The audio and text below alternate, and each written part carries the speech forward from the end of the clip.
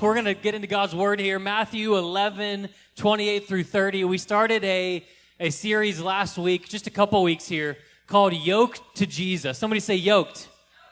Yoked to Jesus. So here's what we have here in Matthew 11, 28 through 30. Jesus says, "Come to me, all of you who are weary and burdened, and I will give you rest. Take up my yoke and learn from me, because I am gentle and lowly in heart, and you will find rest for your souls. For my yoke is easy and my burden is light." All right, so we have this interesting analogy that Jesus gives here, and it's a picture of life with Jesus. It's a picture of the Christian life.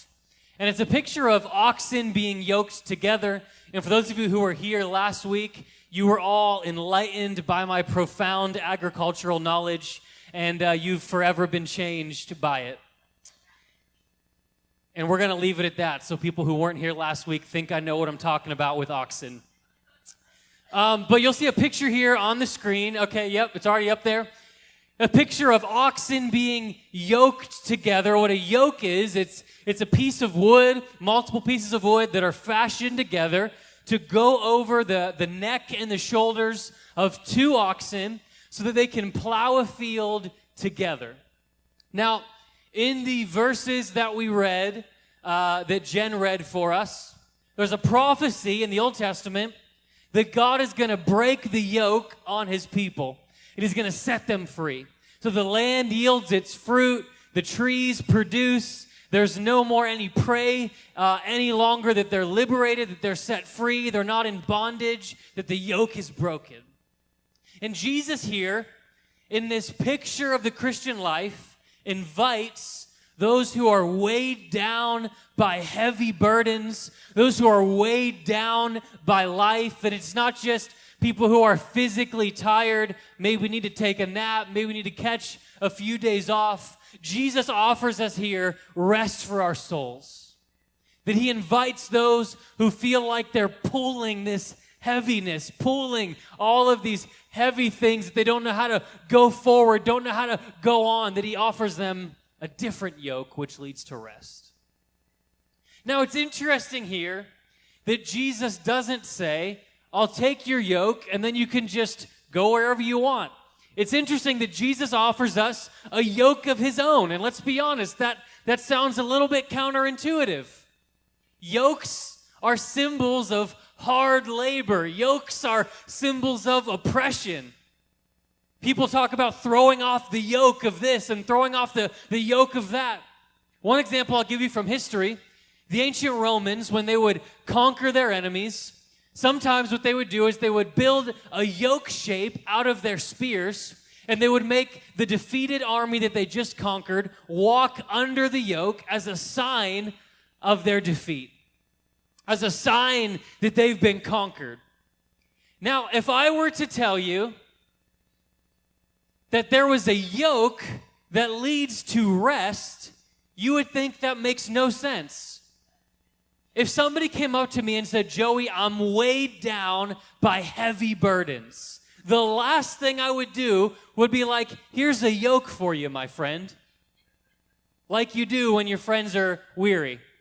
In fact, if Jesus were to pick out of 1,000 random objects, he wouldn't have picked a worse symbol for rest than a yoke. That's the worst possible symbol for rest that there is.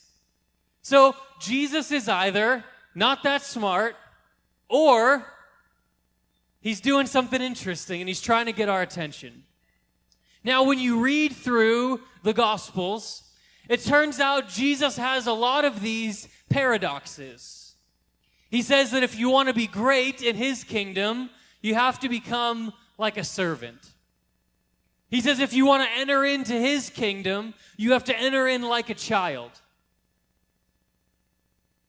He says if you want to be blessed in his kingdom, you know who the blessed are in Jesus' kingdom? The blessed are those who are mourners, the persecuted, the meek, those who are poor in spirit, those who hunger and thirst. Jesus' greatest paradox of all is in Mark 8:34. Jesus, calling the crowd along with his disciples, says to them, "If anyone wants to follow after me, let him deny himself, take up his cross, and follow me. For whoever wants to save his life will lose it. But whoever loses his life because of me and the gospel will save it." All right, so here again, this is the worst, weirdest, strangest paradox of all, that Jesus says, if you want to find your life, here's a cross. If you want to find your life, you have to die. If you want to gain victory, you have to admit defeat. If you want to find your life, you have to admit that it's lost. Now, what is Jesus doing here? What is Jesus saying with these things? And we talked about this last week, that everybody is yoked to something. There's no such thing as a person who's not yoked to anything. Here's what we do. We yoke ourselves to people in relationships. We yoke ourselves to careers that we think will make us happy. We yoke ourselves to stuff that we think will satisfy us. Maybe it's money, maybe it's status, maybe it's the people around us. We join ourselves to things, and we think that if we do this or do that or have this or have that, then we'll be happy. And so we put all of our hopes for a meaningful life, for a successful life, for a happy life. We put all of it on a flawed human being. We put all of it on a career or on a dollar amount in our bank account. And it turns out that no matter how successful we are, no matter what kind of people are around us, it turns out that in life we end up weighed down by heavy burdens. We end up weighed down by the things of this world. And I'm not saying these are bad things. Sometimes it is sinful things, but sometimes it's an ordinary thing or a good thing that you and I are looking to provide meaning and value in life. And what happens is those things inevitably let us down, and we end up pulling this weight. We end up pulling these heavy burdens. Now, what Jesus comes to do is he says, "Come to me, all of you who are weary, who are weighed down, and I will give you rest." And we talked about this last week here, so I won't belabor the point. Most of you would hear this and you're like, well, Jesus' yoke of religion seems like it's as heavy a yoke as anything else. Follow all these rules and do these things and don't do those other things. And religion seems like a yoke all by itself. But I want to tell you this here today. Jesus does not offer us religion. He offers us rest. And you see, the difference is that religion says, you're going to do all these things, here's all these heavy burdens, here's all these lists of laws, and you better do all the right things, and then God will give you rest. But Jesus shows up on the scene, the Son of God in flesh, and he looks at us weary, weighed down, full of sin, full of brokenness, all of our failures and shortcomings, and he doesn't say, maybe if you follow all these steps, you'll get rest. He says, come to me and I'll just give it to you. You see, the gospel is not about you and I trying to earn rest. It's about stepping in and receiving the rest that is freely given to us by Jesus. That far from being about you and I trying to please a God who's far away, it's more about God accepting us while we were still sinners. And so this picture of these oxen, and Jesus says, come and take my yoke. That when you submit your life to Jesus, when you surrender everything to Jesus, it seems like that's the furthest thing from rest. It seems like when you take up that cross, how are you going to find life? When you end up laying everything down, I mean, that's the opposite of life. You're getting ready to die. And what happens is, when you die, you begin to find that you have new life in him. And when you take Jesus' yoke upon you, when you stop yoking yourself to everything else out there in the world, and you begin to submit your life to King Jesus, you surrender everything to Jesus as Lord, what you begin to find is that his yoke is easy and his burden is light. Why? Because yokes are meant for pairs. Yokes are meant for two. And when you're yoked to Jesus, it turns out he does all the heavy lifting. Yoked to Jesus. You know, a lot of farmers in that time, what they would do when they'd have a young ox that was wild and sort of untrained in a lot of ways and was, kind of all over the place and had lots of energy but would burn out quick and wouldn't go straight. What they would do is they would pair that ox with an older, more mature ox, and they would yoke it together. And when they yoked them together, the young, immature, wild ox that was untrained would learn a new pace, would learn how to go at the speed of the older and more mature ox. And over time, that ox would learn how to plow the field, not because they sat in field plowing 101 class, but because they learned through constant life and fellowship and communication with the older ox. And I want to tell you, that's what life with Jesus is like. You will never become the disciple that Jesus wants you to be just because you listen to me talk for a half hour on Sunday mornings.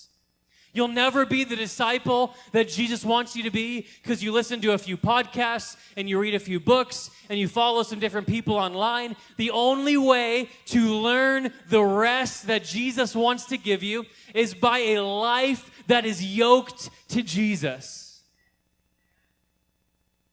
It's by a life that's in constant fellowship and communication with him. And here's the crazy thing about that. Jesus actually wants to be with you.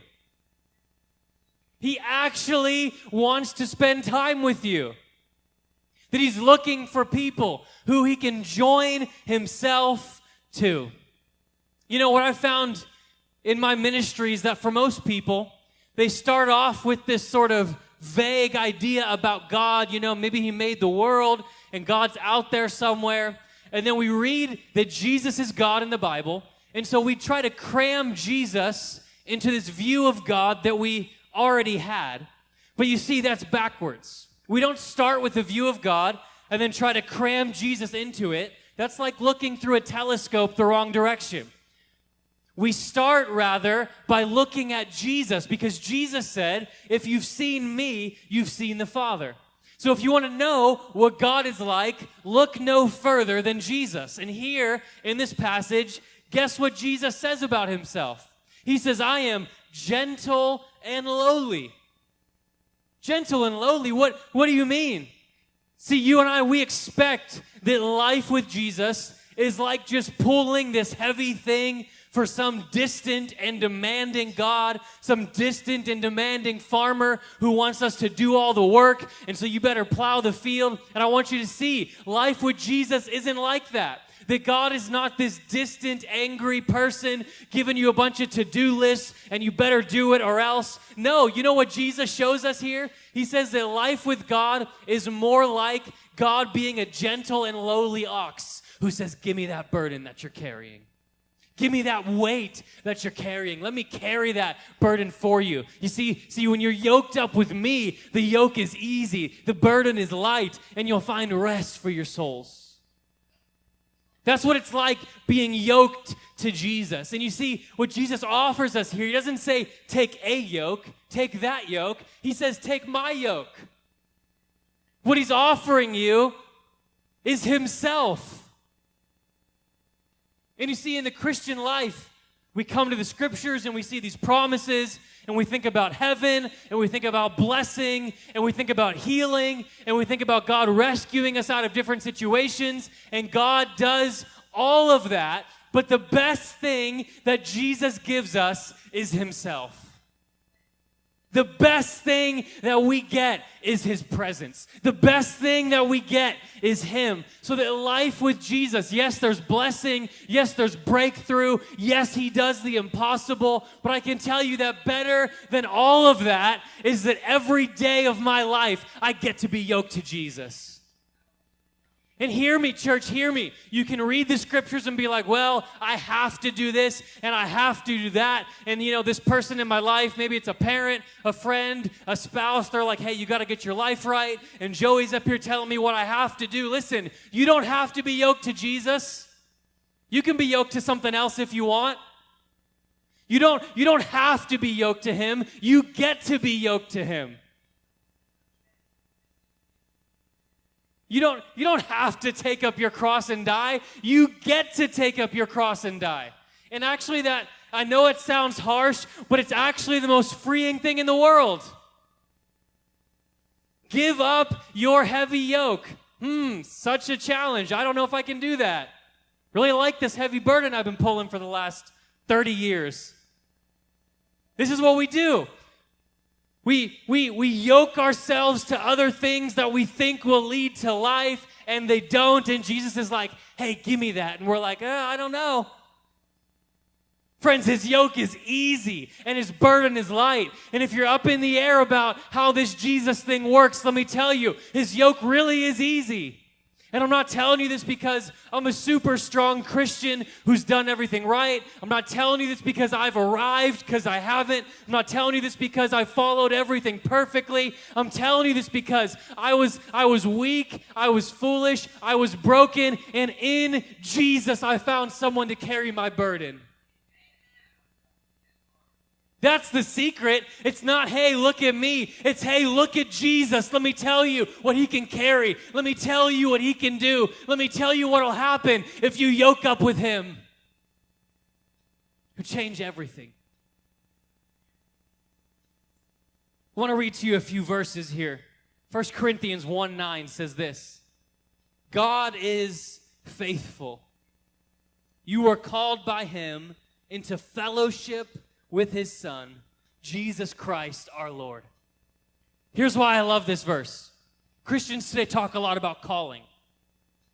I'm called to start this business. I'm called to be in ministry. I'm called to marry this person. I'm called to go here. I'm called to go there. And look at what this verse says. More than anything else in your life that you are called to do, you are called to fellowship with Jesus. Listen to me, church. There's no better calling on the planet than called to fellowship with Jesus. We get called to the one who's gentle and lowly, called to the one who wants to carry your burden, called to the one who sees your mess, who sees your sin, who sees the weight, and instead of pushing you away, says, hey, let me take that thing off your shoulders. Let me be fully honest with you, church. I'm not an expert in being a pastor. I'm not an expert in leadership. I'm not an expert in theology. I don't have everything figured out, but you know what I can do? I can do fellowship. And guess what? You can do fellowship too, because it's not about your record. It's not about your resume. It's not about your list of accolades. It's about yoking up with Jesus and letting him carry what you could never carry. Mark 3 says this. Jesus went up on the mountain, summoned those whom he wanted, and they came to him. He appointed 12, whom he also named apostles, to be with him, to send them out to preach, and to have authority to drive out demons. So check this out here. Here's the three things they're supposed to do. Drive out the powers of the enemy. Send them out to preach. But look at the first thing he called them to do. To be with him. To be with him. Josh was talking about this earlier. It's not about how much as a church we can do, what good events, what good ministries, what good services. At some point, everything in your life boils down to one thing, and it's, are you with him? Are you with him? I don't mean like for him, although you should be for him. I mean like present with him. To be yoked to him matters more than anything else in your life, anything else in the world, because you can try all that's out there and you'll find that it's empty inside. That if you try to hold on to your life, Jesus says, you'll lose it. But if you take up your cross, if you take up that yoke, what you'll find that what looks on the outside like a bunch of hard work and a bunch of discipline, it's actually this easy grace that comes because he carries what you could not carry. And I don't mean that life struggles go away. We talked about Job for 6 weeks not too long ago. I don't mean that you'll never have any issues, that you won't have any challenges. It's just that in the midst of all of that, you'll find that instead of you holding up the weight of the world, it's him carrying the both of you. Being with him. James Edwards, in his commentary on this passage here in Mark's gospel, he says this: discipleship is repeatedly defined in Mark by simple proximity to Jesus.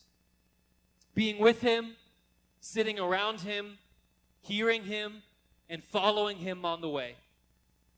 This simple but all-important act of hearing and following Jesus, I want you to see this, is even more important than the disciples' complete understanding of him. The disciples, especially the 12, are frequently shown to lack understanding and even to be hard-hearted. Surprisingly, this does not compromise their discipleship. What Jesus has to teach can only be taught in an apprentice relationship, which requires the disciples being with him more than their full understanding of him. Simple proximity, simple nearness, simple closeness. You see, we think about the way of Jesus, and we think about all this stuff that we have to do for Jesus. And don't get me wrong, there's work to be done. Absolutely. But more than Jesus cares about what you do, he cares about your heart. He cares about you.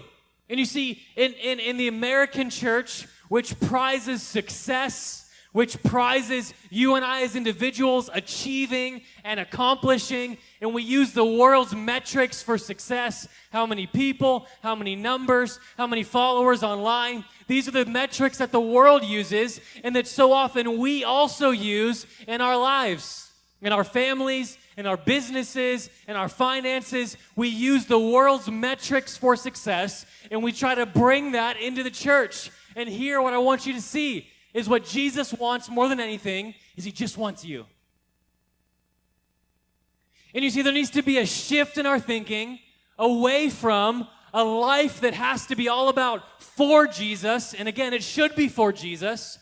But more than anything, it's a life with Jesus. And you see, a life with Jesus will do way more for Jesus than any other kind of person out there. To do a lot for him, we have to be with him. We have to be yoked to him.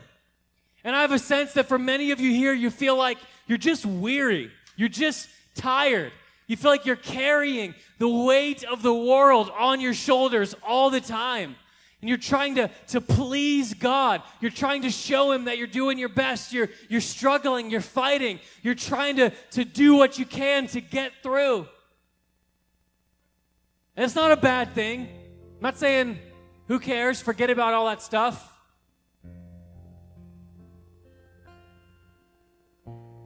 I'm saying there needs to be a shift in our thinking away from this performance-oriented life to a presence-centered life. That's less about, let me show Jesus all the things I can do, and more about, let me just be with him. That if he's on the road, I want to be on the road. If he gets in that boat, I want to get in that boat. If he goes into the house to teach, I want to be in that house where he's teaching. If he goes over here, I'm going over here. If he's over there, I'm going over there. I want to be with him. And it's this lifestyle of simple proximity. It's this lifestyle of simple nearness that I get to leave my yoke behind and I get to yoke up with him. I get to yoke up with the one who's gentle and lowly and who will provide rest for my soul.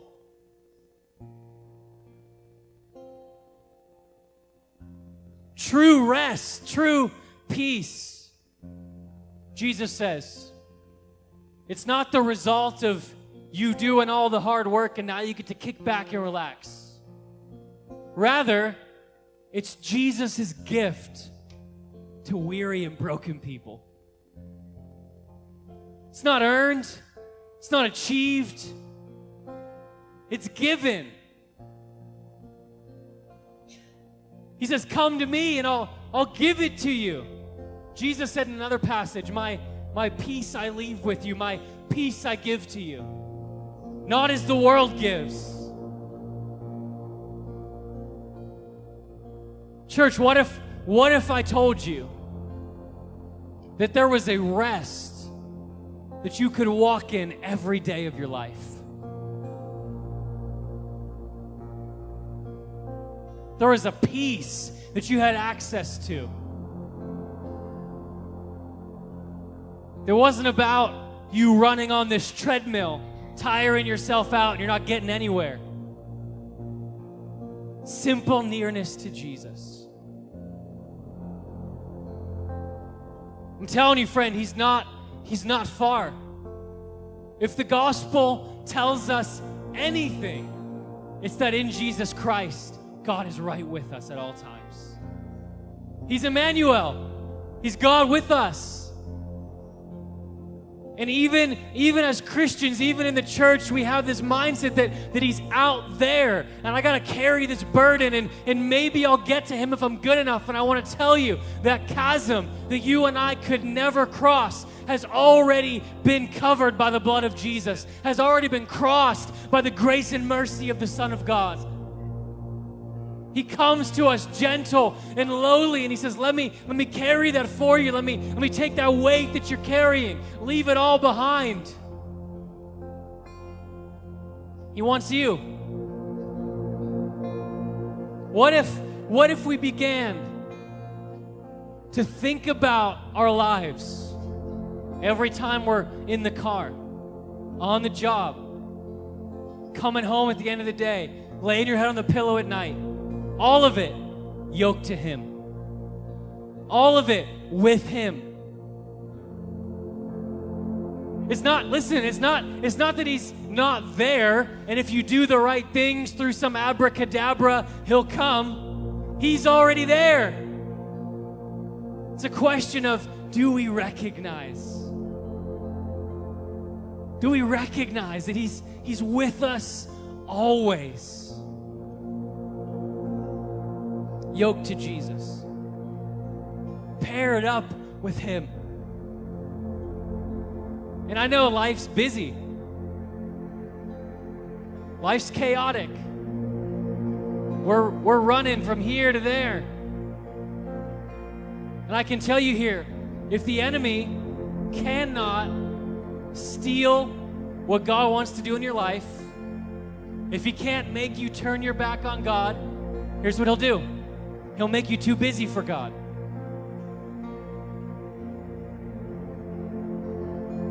The biggest obstacle for most of us, honestly, the biggest obstacle to life with Jesus, it's not some wild, crazy lifestyle.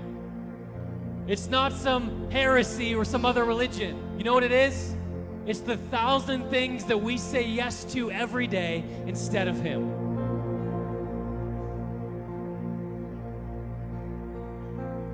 It's the hurry and the anxiety and the busyness that keeps us from being yoked to Jesus.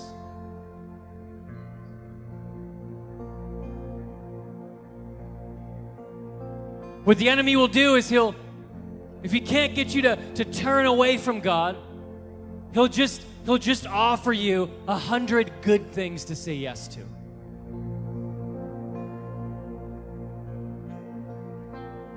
Listen, friends, you know what Jesus wants? He just wants you. There's no secret, no magic program. He wants life with you. Every moment with him.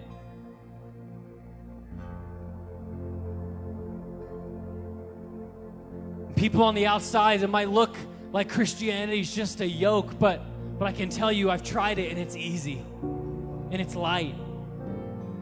And again, not because all my circumstances are perfect, not because everything's comfortable, but because in the midst of all of it, I get to be paired with him.